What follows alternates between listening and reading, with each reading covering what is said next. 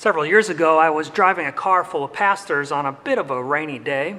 We were at a convention and had about an hour to go and eat lunch.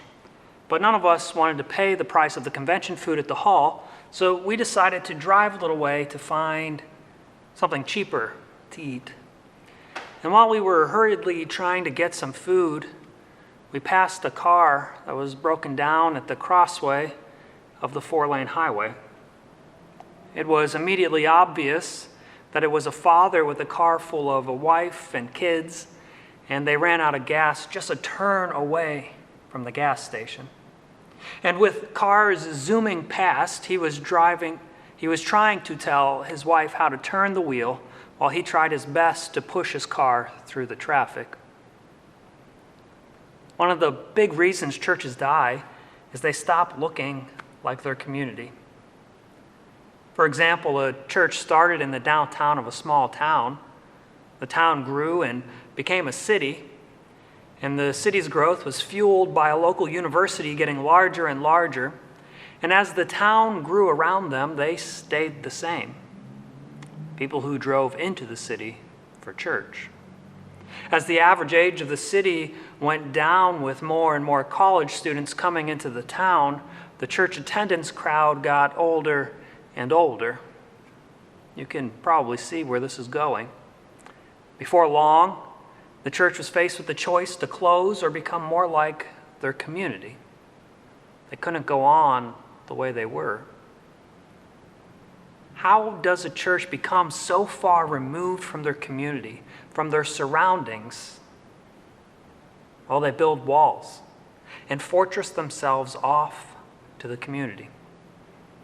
We might not feel like we've built a fortress, but think about what it takes to get into our sanctuary, what it takes to become a part of our faith family.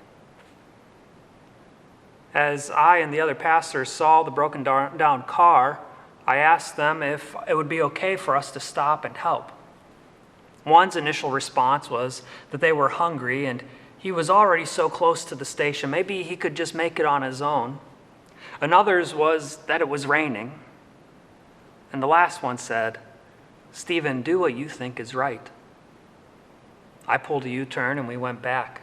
We got out and helped the man push the car all the way to the pump. He thanked us profusely, but we just thanked God and got right back in our car and headed on to lunch.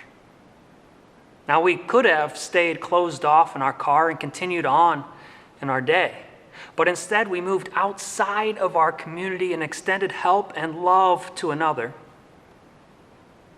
We went into the scary traffic and in the rain to share God. As Tom Rainer writes, others first equals life, and me first equals death.